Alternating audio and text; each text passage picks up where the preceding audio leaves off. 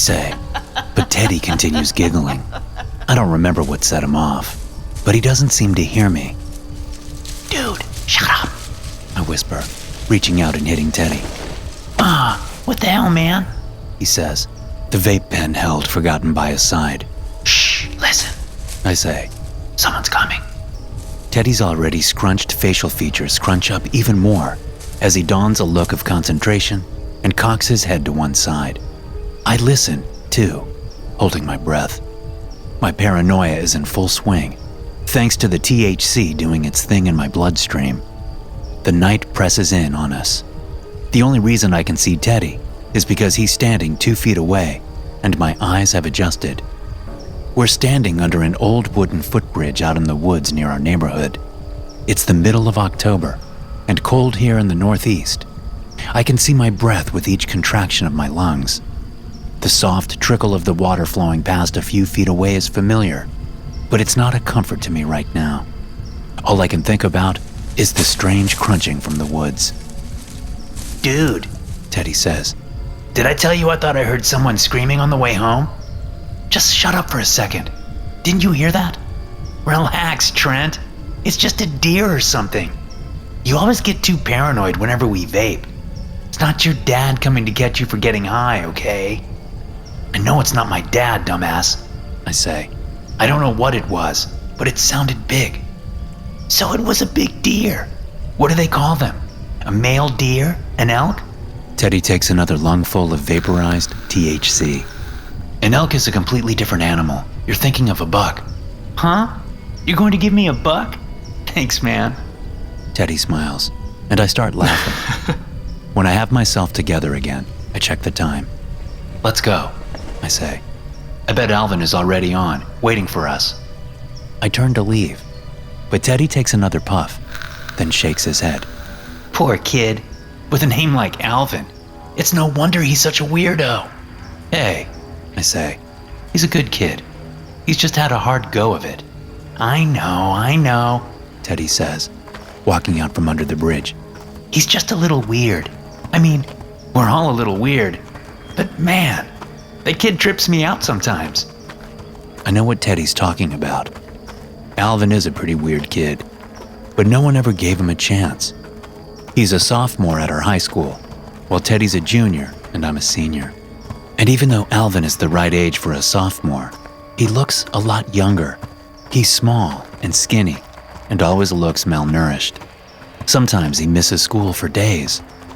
I always figured he was sick or something, but I felt like it would be rude to ask. I felt bad for him, which was why I asked him if he played video games one day. He was just sitting alone in the cafeteria, waiting for school to start, and looking completely miserable. So I struck up a conversation with him. He told me he didn't have a system, and I said that was too bad. Pretty soon, the bell for first period rang, and we went our separate ways. At lunch that day, I told Teddy that I wanted to find a way to get the kid an Xbox One. It had been out for a couple of years, and I was confident I could get one for cheap. What's your obsession with this kid? Teddy asked. Just leave him alone. He's miserable, I said. Besides, he reminds me of me. Teddy looked at me over his soggy burger. You? Get the fuck out of here, he said, running the words together like an Italian-American mobster. Remember what I looked like freshman year? I said. Remember how I got picked on all the time and didn't have any friends until I hit my growth spurt and started coming into my own? Teddy laughed at the memory. Yeah, dude, you were a little bitch. I was in 8th grade, and I could have kicked your ass back then. But, by the way, you still don't have any friends. It's just me. You know what I mean. I'm gonna help the kid. He may never get a growth spurt like me, but at least he can have some fun during high school. Teddy chomped his burger. Whatever, dude. You're weird. You two deserve each other. You'll probably grow up to work for some weird charity or something. You say that like it's a bad thing, I said. But I knew Teddy was joking. That's just Teddy. I was working part-time at a movie theater, and I had a friend who worked at GameStop. So I got a pretty good deal on an Xbox One bundle with a headset and an Xbox Live subscription. I brought it over to Alvin's place after school one day. I didn't realize it until that day, but he lives right near me, barely 2 blocks away. So I helped him set it up and connect to Xbox Live and everything. That night, the 3 of us, Teddy, me, and Alvin, played Fortnite. As to be expected, Alvin wasn't very good, but I could tell over the voice chat that he was having fun. Teddy got into it, joking around with Alvin.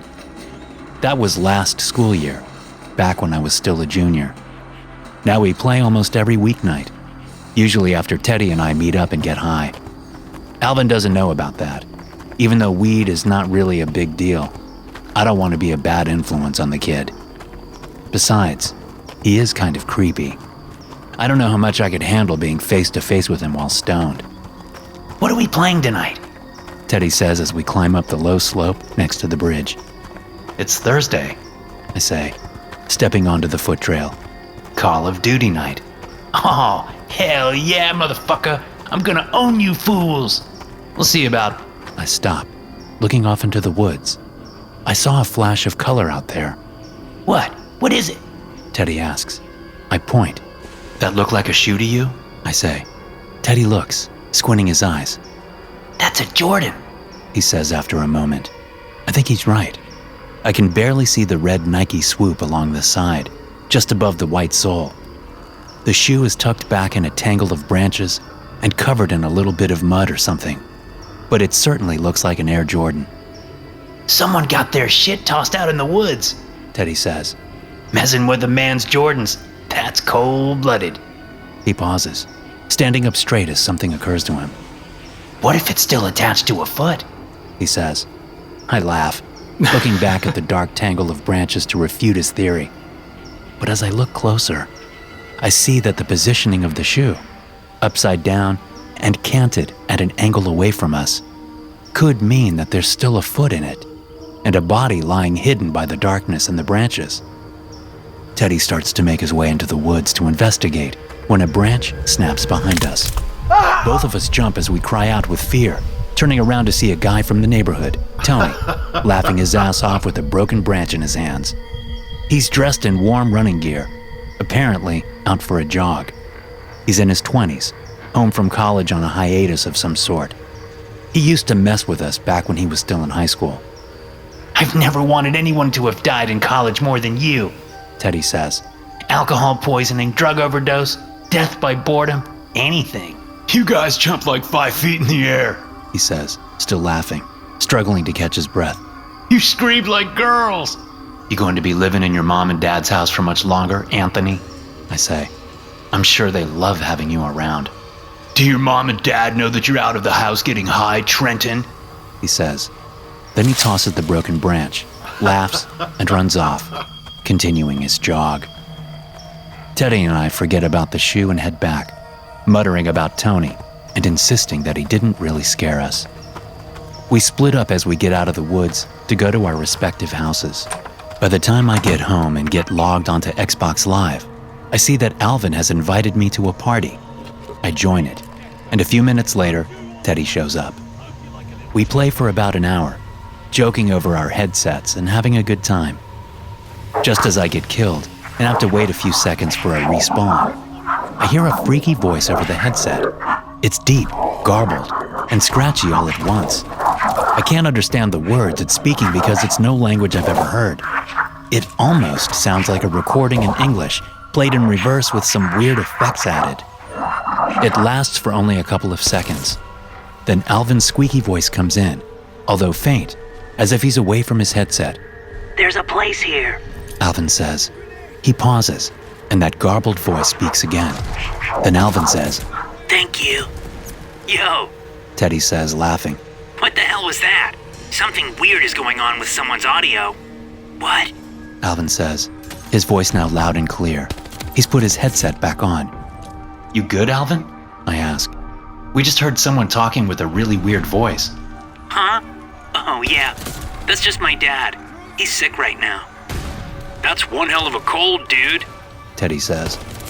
Alvin doesn't respond, and we're all sucked back into the game. After another hour or so, I sign off and go to bed. I'm walking into school the next day when I notice that there's a police car in the faculty lot. This is not a completely uncommon occurrence. Victoryville may be a small town, but that doesn't mean that the high schoolers stay out of trouble. So I shrug this off until I get into the cafeteria, where everyone hangs out until first bell. Dude, Teddy says, running up to me excited. word on the street is Ben Shankman is missing. He didn't come home last night. So? That asshole's probably over in Emory robbing a convenience store or something. Ben Shankman is one of the school troublemakers. He's a senior, but he has the demeanor of a 10-year-old who acts out when he doesn't get what he wants. He's always been a bully, and it wouldn't surprise me to learn he's been arrested or had the shit beat out of him after messing with the wrong person. Dude, Teddy says, remember last night? The Air Jordan we saw off the trail in the woods? Doesn't Shankman wear Jordans? Hell if I know, I say. I don't pay attention to anyone's shoes. You'd make a terrible detective. I can't believe we're friends, Teddy says, laying on the sarcasm. I didn't know detective skills were one of your prerequisites for friendship. Teddy ignores this. I pay attention to things, He says, I know that Shankman wears Air Jordans, and I know that he would have put up one hell of a fight before someone took them off him. You're making connections where there are none, Teddy. I bet there's 100 people who wear Jordans at this school. They're not exactly underground. No, I'm telling you, man. That shoe belonged to Shankman. I can feel it. The game is afoot. Get it? Afoot. Because it's a shoe?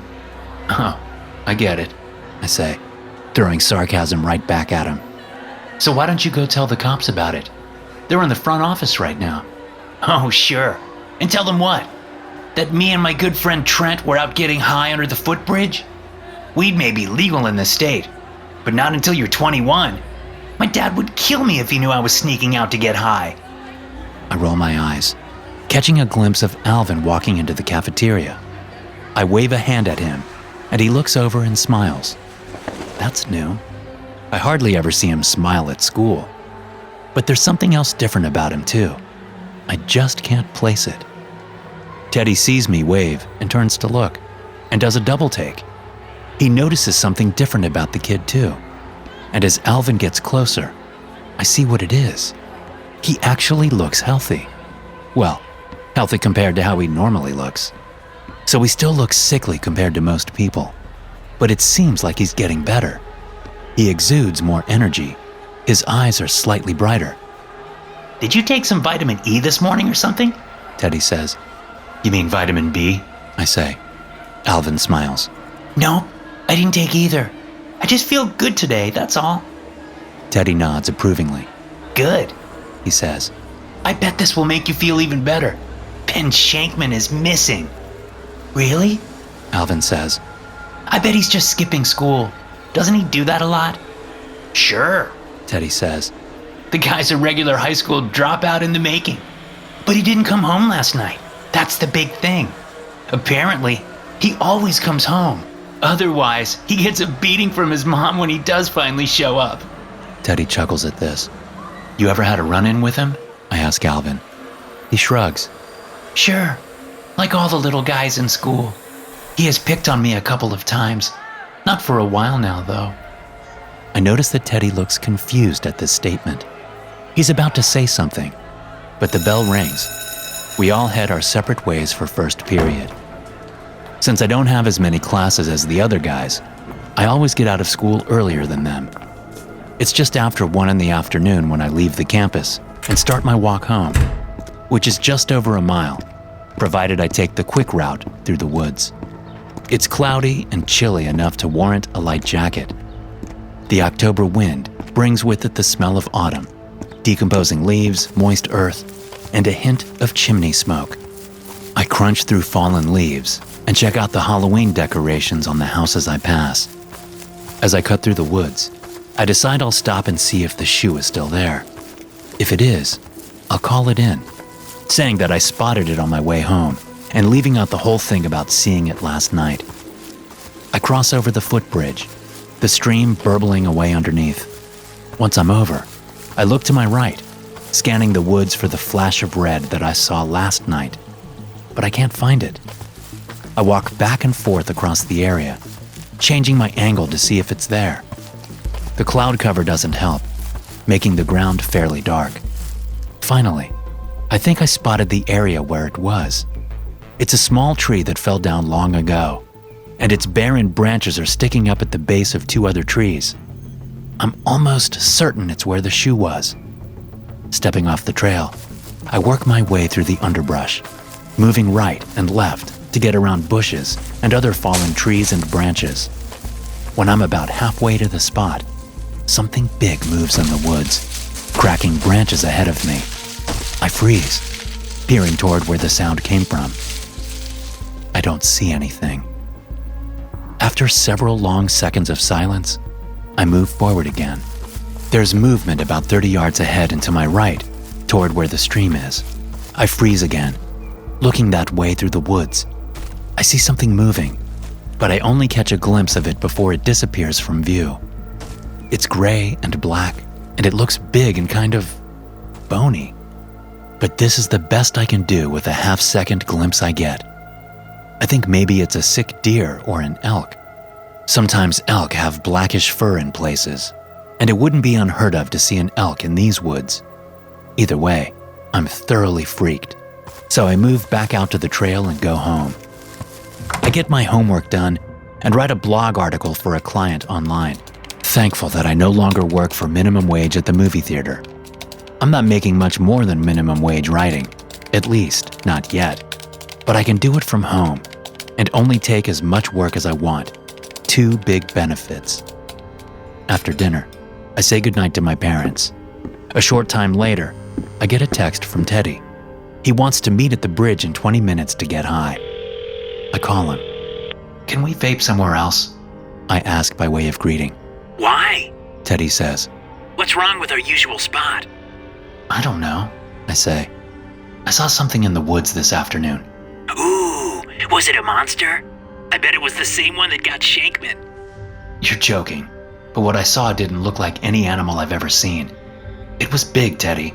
Like, bigger than a man. There are a ton of animals bigger than a man around here. Teddy says. But if you want to meet somewhere else, I'm game. Where? How about Chalmers Park? Dude, you know the cops roll by that park on the reg. The best place is the bridge. The cops have to get out of their car to go there, and they're too lazy for that shit. All right, fine, I say. Let's just make it quick. I'm constantly glancing around on the walk to the bridge, and then at the bridge. I'm not the only one. I can tell that Teddy is a little freaked because he's not so quick with the jokes. We vape and then get the hell out of there, not seeing anything out of the ordinary. No strange things off in the woods. No errant shoes or other articles of clothing, and no neighborhood douches scaring us half to death. We split up when we get out of the woods, like we always do, and agree to get on Xbox Live when we get home. As I'm walking home, I hear a faint scream off in the distance, toward the woods. I turn and look back, although the sound was so far away that there's essentially no chance of me seeing who it came from or what caused it. Still, it gives me the creeps. And the misty clouds skating by under the moon gives the neighborhood an even creepier vibe. I hurry home and make sure to lock the door. Then I head to my room and fire up my Xbox. I join the party Alvin has created, and I'm about to start playing when my phone vibrates. It's Teddy. Dude, did you hear that scream? The text says. Yeah, what the hell was that? I message back. What do you want to bet another student is missing tomorrow? He messages. I don't answer. I don't want to think about it. Pretty soon, the 3 of us are all playing, concentrating on the game. But once again, we start hearing strange things coming over the headphones. This time it starts with thumping, like someone slowly banging on the walls. I know it's coming from Alvin's end, but I ask Teddy if it's coming from his. Nope. Teddy says over the headset. Must be Alvin. Everything good there, little man? Alvin doesn't answer, but I can hear him breathing. His player is just standing in the spawn area in the game. The sound of his breathing increases as the thumping sound gets louder and quicker. Then the thumping stops, and Alvin's breathing goes back to normal. Alvin? I say. Everything good over there? What? He says. We heard some thumping. You okay? Yeah, fine. It's just my dad.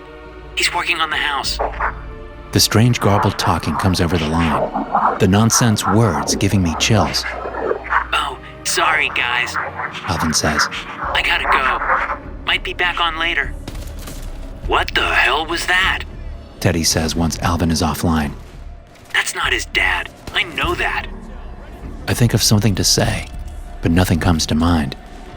I'm wondering the same thing. What the hell is going on at Alvin's house? You there, Trent? Yeah. Maybe it's just something interfering with the audio, garbling his dad's voice up or something, you know? No, I don't know. I've been playing online for years and have never heard anything even remotely close to that. Well, I don't know what to tell you. I say. Remember at school today when Alvin said Ben Shankman hadn't messed with him in a while?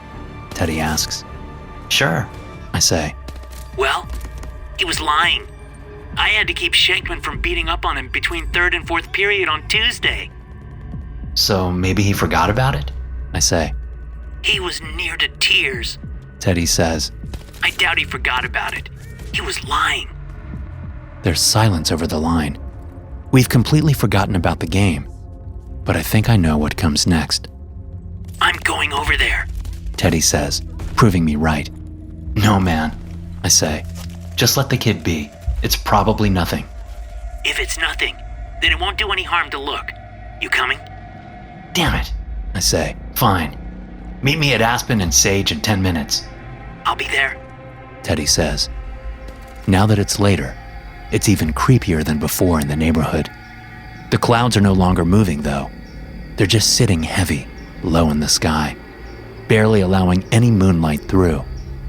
The streets are empty of people, and the Halloween decorations are decidedly sinister looking. Even the ones that are supposed to be cute and funny strike me as malicious. Teddy and I meet up and then walk over to Alvin Street without saying so much as a word. We turn down his street, slowing as we approach his house. It's a 2-story structure near the end of a cul-de-sac, tucked away behind a couple of large oak trees. It's dark blue with black trim, and there's no porch light on, leaving the front of the house in darkness. Teddy and I stand out front and look at the dark structure that seems to loom behind the gnarled and barren oak trees. I never realized it before, but his house backs up to the woods. We can just go home, I say. Teddy looks at me. For a moment, I think he's going to agree. It looks like he wants to, but then he forces a smile. Ah, come on. We came all the way here. Let's just check it out. I look around the cul-de-sac and then back at Teddy. I nod.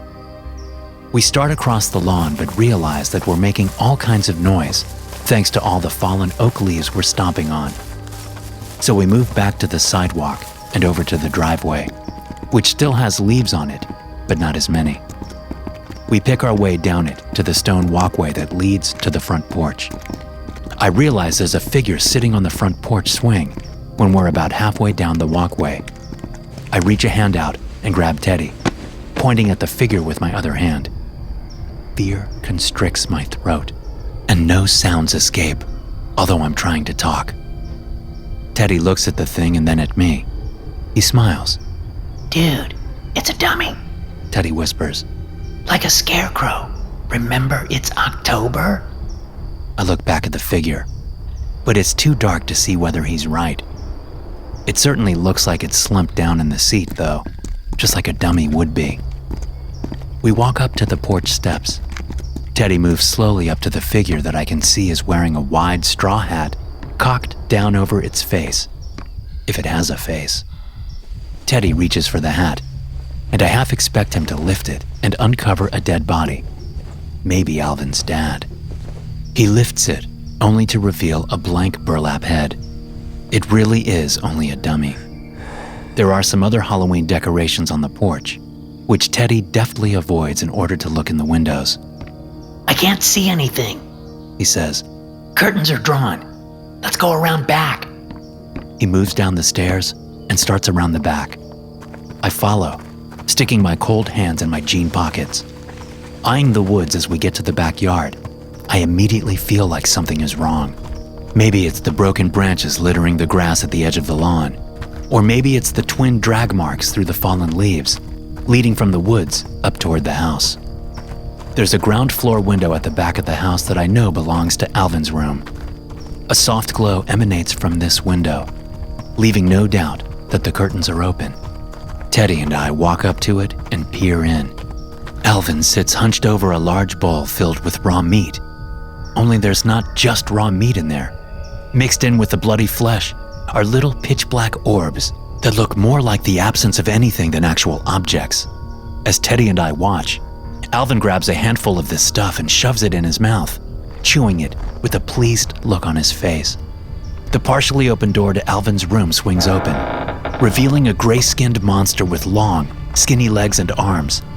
It walks on all fours because it's clearly too big to stand up in the room. It has a long, beak-like face and large black eyes that look like bigger versions of the orbs in the bowl of meat. The thing's torso is wide and angular, its spinal segments protruding from its black-like spikes, and it has thick black hair on its skull and down its neck. This must be what I saw in the woods.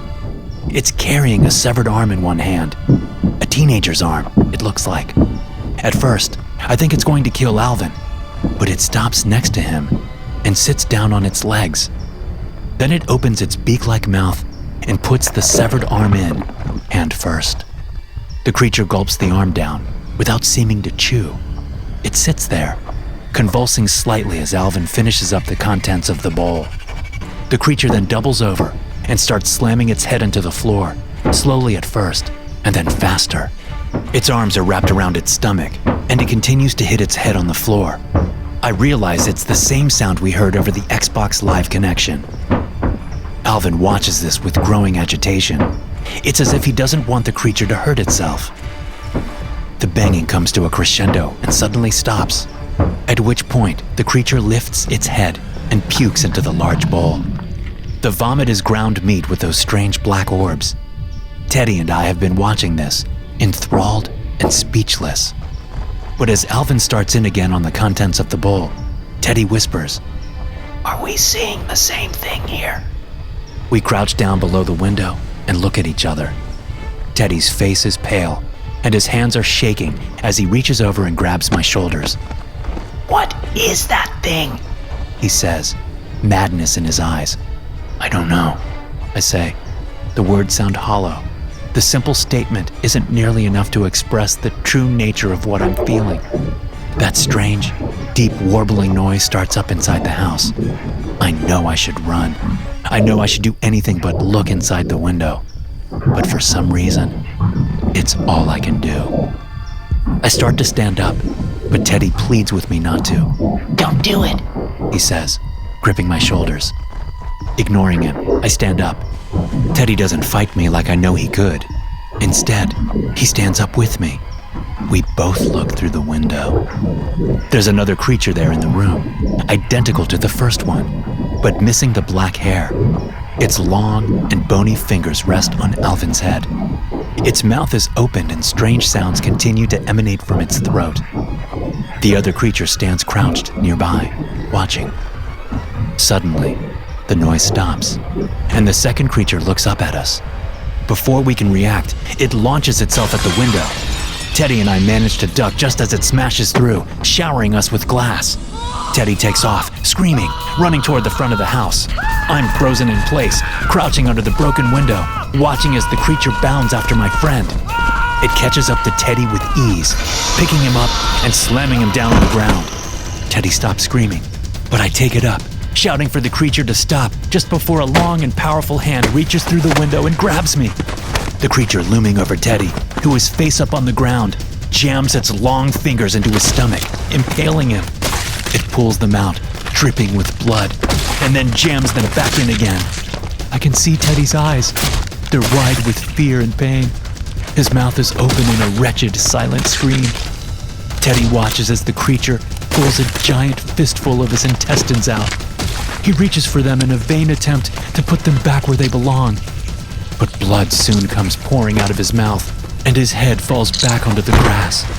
I'm squirming in the hand of the other creature as it pulls me in through the window and slams me onto the floor. Alvin sees that it's me and shouts for the creature to stop. Only creature isn't the word he uses. Please, Mom, stop! He's my friend! Alvin says in his squeaky voice. The creature looks down at me with its black as space eyes, and then back at Alvin. I hear a door open in the house, and I hope that it's the police or someone coming to save me. Someone who heard the screaming. These aren't your parents, Alvin, I say to him. Yes, they are. Alvin says. You don't know, Trent. You don't know what they've done to save me. They're not always like this, I swear. It's just, this is the only way. The creature Alvin called Mom is still looking between the two of us, holding me to the floor with one hand. What are you talking about? I say hysterically, nearly bawling. They just killed Teddy. They killed him. What? Alvin says, his eyes growing shiny with tears. They did? As if on cue, the other creature comes into view out in the hallway, dragging Teddy behind him and dumping him outside the doorway. No! Alvin screams at the sight of Teddy, his entrails strung out behind him, blood staining the floor. I look away, unable to bear the sight of Teddy's wide eyes and open mouth. What did you do, Dad? He was my friend! Alvin sobs. After a long moment, Alvin turns to me. I don't know how it happened, He says. They wouldn't give me details. Nothing the doctors did was working. I was dying. And my parents, they tried everything that science offered. But then they turned to something else. Whatever this is. He says, gesturing at the two creatures, who are now both looking at him. That's why you looked so good today? You're getting better? It's working, Alvin says, tears still streaming down his cheeks. But they're killing people to do it, I say. Ben Shankman, and someone else earlier tonight. And now Teddy. I didn't ask them to do it, Alvin says, screaming. but I was going to die. They had to do something. How long do they have to keep it up, Alvin? I ask, screaming right back at him. How long do you have to keep eating that stuff? Once a month? Once a year? How many people, Alvin? Alvin wipes his eyes and looks me full in the face. His skin is no longer sallow, and he looks vibrant, like a teenager should. He looks like he's coming into his own, like me with a growth spurt. How long? He says. I'll tell you how long, Trent. He pauses, looking up at the creature that was once his mom. He gives her a nod, and then he looks back down at me. As long as it takes. My eyes go wide as the creature turns her black gaze to me. There's no point in screaming or fighting, but I do it anyway. I do it as long as I can. It isn't very long. Thanks for listening. If you enjoy these stories, be sure to subscribe to the podcast and check out some more of my episodes here.